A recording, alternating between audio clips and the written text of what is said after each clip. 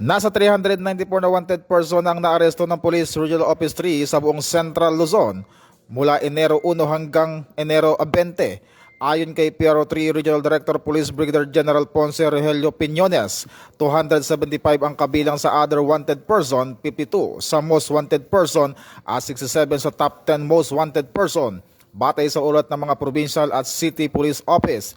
Dagdag pa ni Police Brigadier General Piñones, sa 67 top 10 most wanted person na naaresto ay 10 ang nasa regional level, 39 sa provincial level at highly urbanized city level at 18 sa municipal level. Malaki ang naging ambag sa nasabing tagumpay ang mga unit ng pulisya mula sa Nueva Ecija, Bulacan, Pampanga, Tarlac, Bataan, Zambales, Aurora, Angeles City at Olongapo City.